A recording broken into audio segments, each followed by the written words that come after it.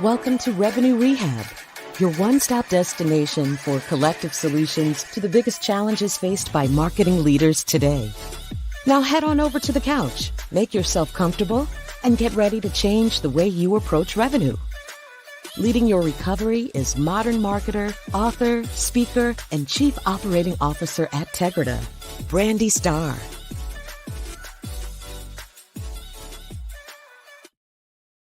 Hello, and welcome to another episode of Revenue Rehab. I am your host, Brandi Starr, and we have another amazing episode for you today. I am joined by Lindsay Tjepkema. Lindsay stands firm in her belief that who is more compelling than what. She believes the most successful brands are built not on any one tech trend, innovation, or growth hack, but on human uniqueness, creativity, and authentic interactions. That is why she founded Human Brands Win, where she helps founders and thought leaders define what makes them unique and leverage it as their brand's key differentiator and as their business's unfair advantage. Previously, Lindsay spent 2 decades in global B2B marketing leadership and was most recently the founder and CEO of Casted, a podcast and video marketing platform for B2B brands. Lindsay's achievements have earned her 2 40 Under 40 awards. Lindsay, welcome to Revenue Rehab. Your session begins now. Well, thank you so much. It's so good to be here. Yes, I'm excited to have you. And I know you've been on over 300 podcasts, so I feel privileged to be in that number and get a chance to learn a bit from you today. It's my favorite thing to do. Awesome. And so before we jump in our topic, I like to break the ice with a little woo-saw moments that I call buzzword banishment. So tell me, what overused word or phrase would you like to get rid of forever? It's 2 letters, AI. And I love it. I love AI. I really, really do. But man, the hype and the platform that it's been put on, the pedestal that it's been placed on, I'm excited for things to fall in their place. Yes, it is. It is very similar to when the internet first got popular and everybody said World Wide Web at least 9,000 times a day. And thankfully, AI is at least faster to say than World Wide Web. But I mean, you are right. There is nothing you can read or listen to or see that does not make some mention of AI. So yeah, we are definitely inundated with it. So I can at least promise to not say AI for this conversation. So we'll put that in the box and throw it away at least for the next 30 minutes or so. And so now that we've gotten that off our chest, tell me, what brings you to Revenue Rehab today? Oh, I want to talk about fear and scarcity. There's a lot of it right now. There's a lot of it all the time. Just being a human, you're surrounded by fear and scarcity all the time. But in marketing, in sales, in any function that touches revenue, which is a lot of people, there's so much fear and scarcity right now, which forces us to do some pretty silly things out of fear and a scarcity mindset. First and foremost is throwing creativity and human connection out the window and turning to things like, now I'm going to break the rule and say it, AI, and to solve all of our problems when really the answer is in kind of rejecting that fear and scarcity and pursuing human connection. I love it. And I have so many questions. But before I jump into that, I believe in setting intentions. It gives us focus, it gives us purpose, and most important, it gives our audience an understanding of what they should expect from our discussion today. So tell me, what's your best intention? What would you like people to take away from the discussion?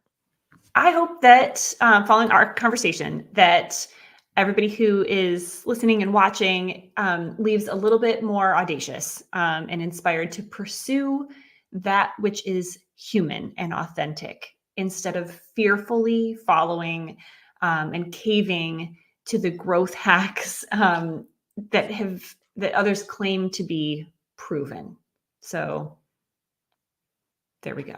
Inspired. Hey, there's so many places that I can start here.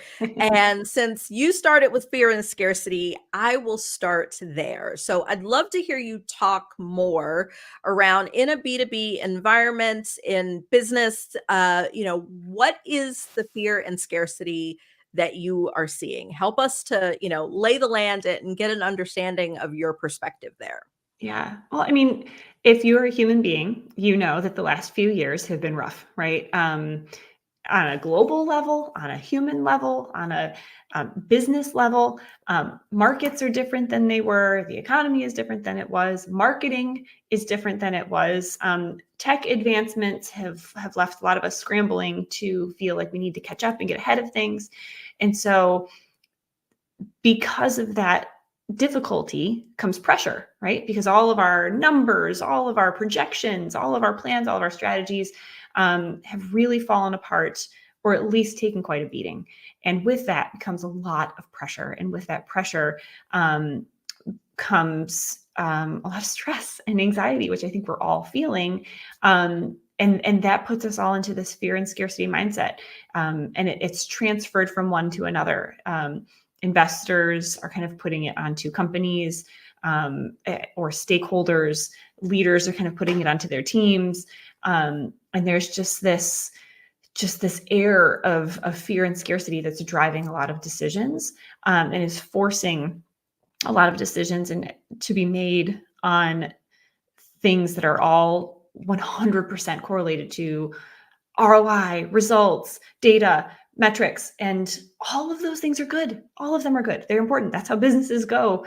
But when there's an over-indexing on it, that's when we lose things that are also really important for the long game and to build companies that not only weather a storm, but that transcend and leave legacies. You hit on something really key that I had not thought about. If I think back to the beginning of my marketing career, 20 something years ago, I won't totally tell my age. There was a lot less fear and taking risk and trying things that are, using another buzzword, outside of the box, and something that had never been done before.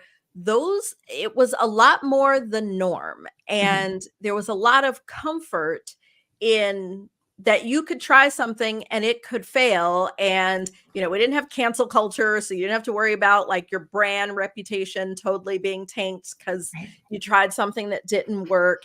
And we didn't have all the measurement and I am wondering if, in addition to just all the things that have happened over the last 4 years, in addition to that, with the technology, we have the ability to measure so much more. Yes. And being able to measure sends up that smoke signal of this didn't work and here's what it cost. And I feel like that may also play a big role into that fear factor of, I'm scared to take risk because if I take a risk and I fail, I could tank our brand. I could waste all this money, investors, layoffs, all of the things. Yeah. Do you think that our ability to measure has over time deteriorated our comfort? Absolutely. And I think here's a good personal life example that I think outside of business. There are so many wearable devices like rings and watches and everything that can measure your sleep, right? And it's a very short line to draw from wearing a device that helps you improve your sleep to tracking every single detail of your sleep. So now you're obsessed about your sleep and all the data of your sleep. So you're not listening to your body anymore. You're listening to data, to metrics telling you how to sleep. And lo and behold, you can't sleep anymore. And so that's happening on a business level too. When people are afraid to, again, fear and scarcity, to take a chance and to say, I have an idea, or I think I know our audience pretty well. What if we, or wouldn't it be cool if, or what if we tried, have we asked about? when we stop having those conversations and are literally just looking at numbers and metrics and data, there's no creativity there. And there's no one's holding space for that creativity. So how do you expect there to be any? And without creativity, how do you expect there to be human connection? When we're saying, hey, we calculated this opportunity to build a relationship with you. And if we see signs at this inflection point that the data told us is important, we're going to leave you behind. Like, that doesn't build relationships, and that's not a very fun situation to be in as a marketer or someone, in a revenue seat. Yeah, and I could definitely continue down the rabbit hole of the impacts of this fear and scarcity and the fact that we are over measuring. But I want to shift a little bit and make the connection from that fear and scarcity to human connection to the tie to a brand, Yes. and more specifically, this as a competitive differentiator, because so many of us are in very crowded markets. And, everybody's inundated with marketing messages, no matter, what role you are someone's ICP. So you're getting hit with everything. So talk to me more about the connection between the two and, how human brands actually win. Why is this human connection the thing we need to lean into? Well, again, when you're looking at your own buying decisions, right? Even if you're a human and you buy things, whether it's for your home or you're purchasing on behalf of your business, you're a human making a human decision, right? And those decisions are made when you have a connection with something. And so, yes, you're looking at competitive differentiators, you're looking at pricing, you're looking at feature sets and value props, of course. But at the end of the day, people connect with story. People resonate with the brands that say they get me. They understand my problems. They understand what it's like to be in my seat. They understand the challenges that I face. They understand how my professional challenges impact my personal life. They get me. And you have to hold space for that. So if you are a business leader of a very, very small company, a solopreneur, all the way on up to somebody who's making decisions at an enterprise, you have an opportunity with the things that you're doing anyway to ask yourself some questions to say, does this get me closer to or further from connecting on a human level with my audience? I like that question. And I'm like, I want to give that some space because that's not how we make decisions. No. And collectively, we are very driven by what are the things we need to do to make our number. Right. And we do have a lot of people that talk about customer centricity and putting the customer at the center of everything and focusing on the customer, which then allows the revenue to come. And this human connection is a component of that. But what I'm hearing you talk about is just a much deeper level of that. It's not just thinking about the customer, it is thinking about the human connection that person has with the brand.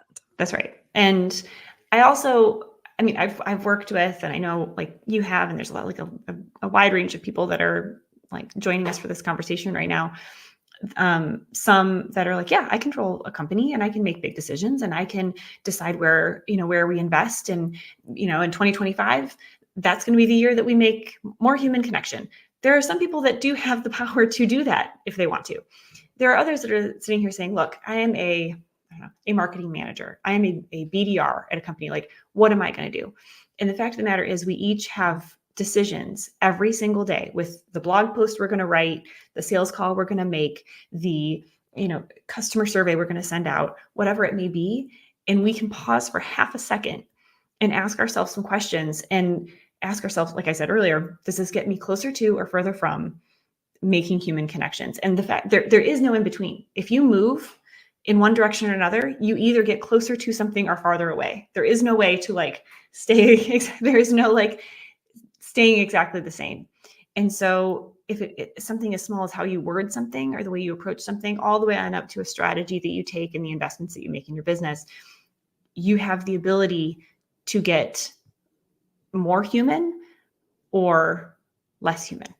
And And that's a mindset, right? I know that's very ethereal and people want frameworks and numbers and how to do things, but it starts with your mindset that will impact how you view your numbers and how you approach your strategy and how you lead your team. It trickles through everything. And so, we're almost at the end of the year.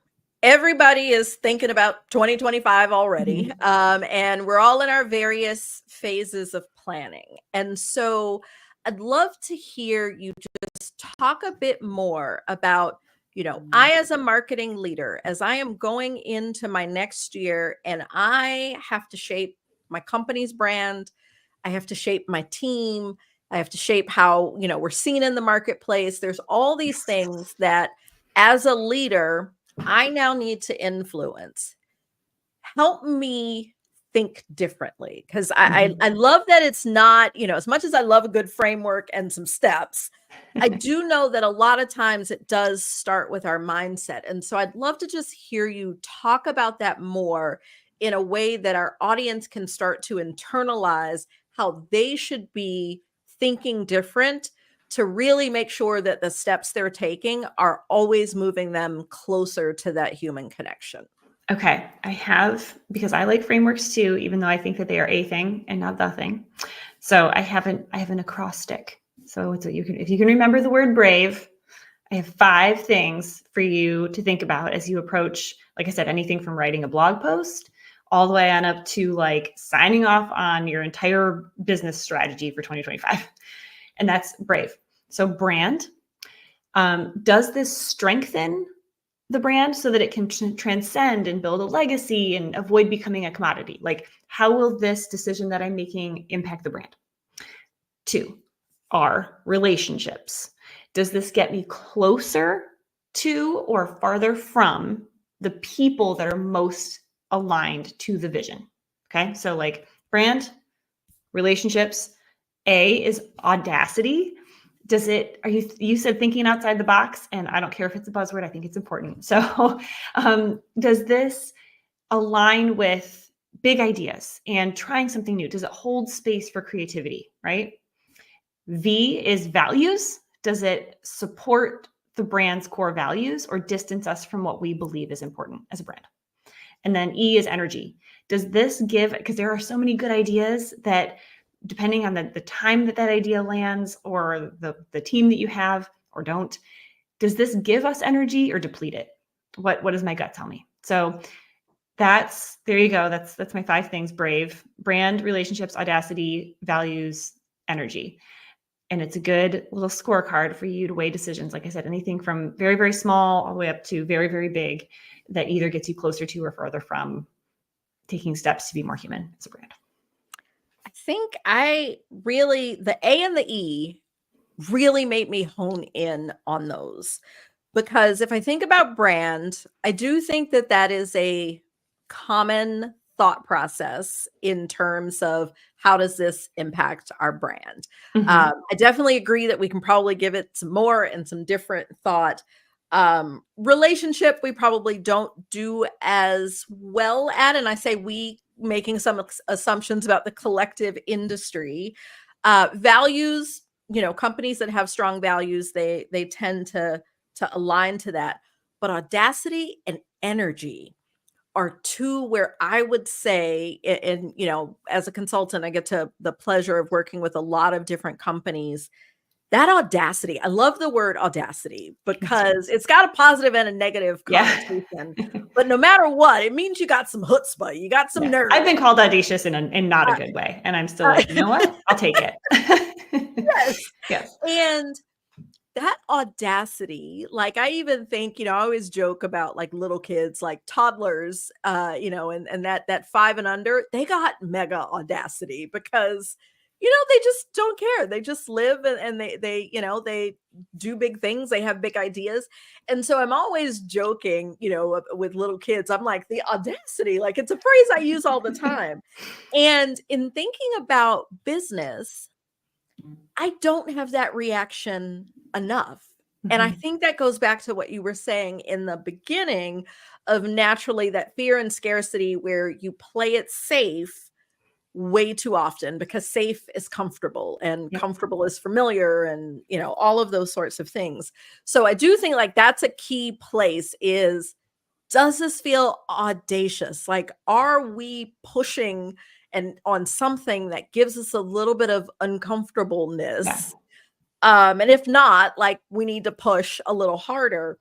And then I'm also really big on energy. And that's Mhm. one of the reasons why Revenue Rehab has a little play on therapy feel, because that mental health, energy, all of those things, all the woo woo stuff, I'm totally with it.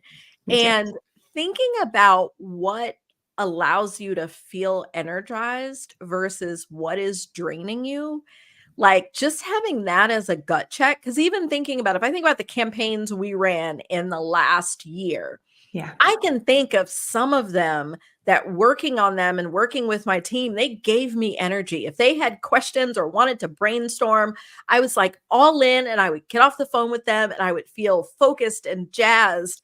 And then there were other projects that it was like, oh my God, we're still talking about Why are we this. doing Like, this? Yeah. this is Yeah. still running. That's not Yeah. over. Mhm.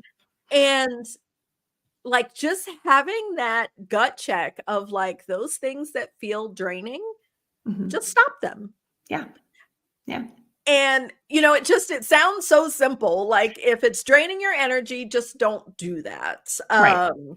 And I mean, obviously there are always certain things in business, that are going to be draining and have to get done. Of Like that course. kind of is what it is. But just like really leaning into that, I think is so it like my brain is just like, this seems so simple, but this is such a good measuring stick. And so I'd like to talk about impact, Mhm. because, people have to have a why, and changing your mindset and how you think is hard. It's much easier to just follow some steps or a That's right. framework or a blueprint, but changing our perspective is really hard. So help me understand why this is something we need to give energy to. What is the win for leaders, for businesses, when you get this right?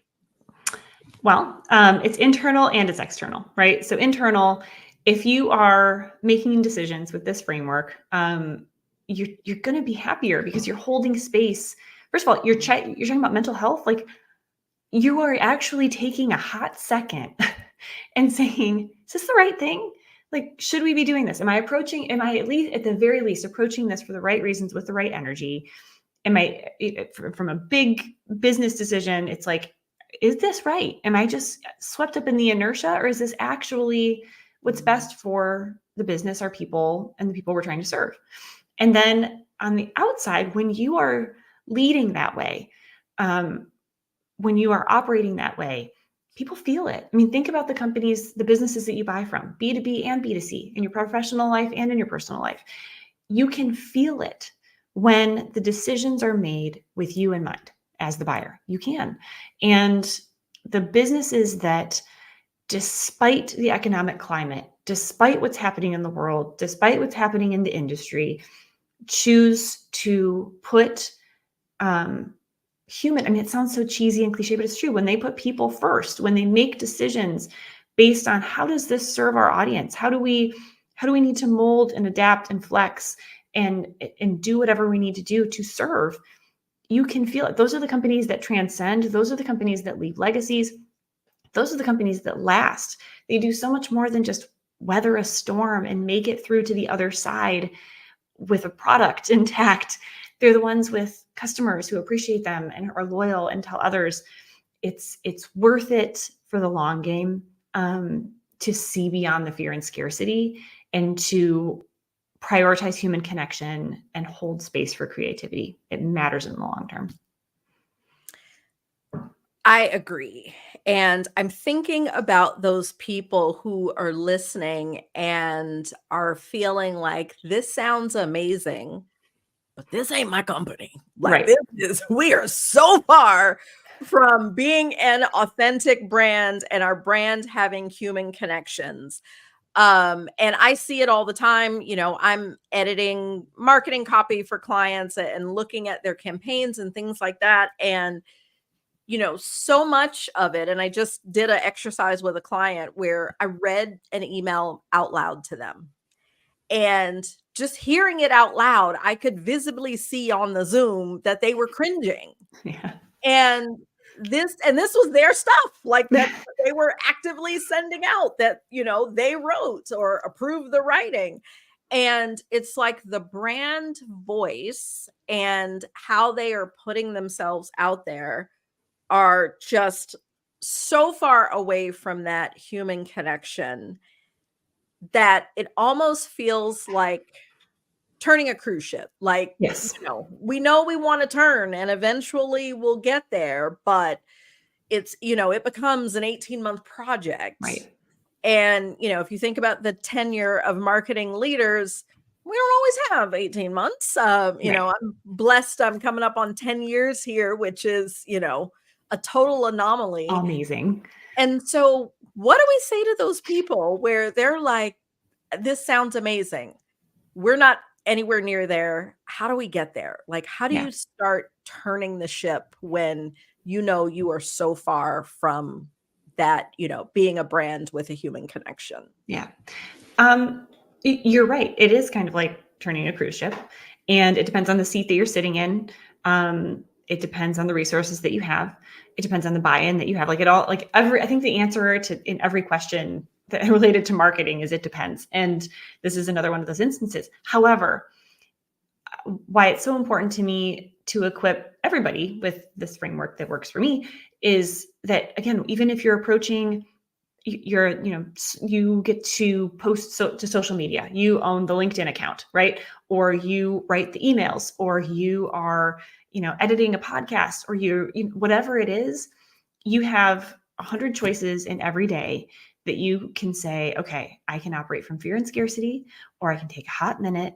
I can go through my BRAVE framework, and I can see if I'm going to write this post in a way that at least I believe is going to get us closer to establishing human connections, and then, or further from. And if that's just your little corner of the world, I guarantee you it will be better. And if you are, a marketing leader or a business leader saying, okay, I get it, but just like what you said, it's going to take a long time. Well, then maybe look at the overall strategy and make some bigger, more sweeping decisions that will get you there faster. But it will not happen overnight. There is no way to go into a boardroom and write on a whiteboard and overnight have a human brand, because you have to establish relationships. You have to earn trust. You have to show everyone that your priority is them. And that takes a minute, but it's worth it. And it's one decision at a time. And the bigger decisions and the higher up those decisions can go, the faster it'll happen. I love that. And my favorite episodes are always the ones where I got to remind myself that I got to ask the questions, because my brain is, going on and on with what the guest says. And I'm definitely having one of those moments, because I'm like, oh, like there's this and there's that and there's that. And, when you start to think about it that way, like I can even think in some of the plans that I have in my 2025 marketing plan. And I'm like, that's not audacious. That's pretty safe. I'm gonna, after this, episode, I'm gonna go back and make some changes there, because I have played it fairly safe in some of the goals and some of the tactics. So I do see that there are some immediate impacts that we can all have as individuals. The last thing that I want to kind of circle back to was, we talked about the human brand as a competitive differentiator, and we kind of touched on the surface and then went in a little bit of a different direction. And I want to come back to that, because being in a crowded market, as a lot of us are, you're always looking for that thing that stands out. And typically it's the product or the service. And so help me to visualize it and truly understand, how does that show up when you recognize that what you sell may be completely on par with one or more competitors, but that your brand, and specifically that human connection, is the differentiator? How does that really show up in the marketplace? How do you get that like truly get that across to your customers who are often conditioned to have the, side by side table of this versus that.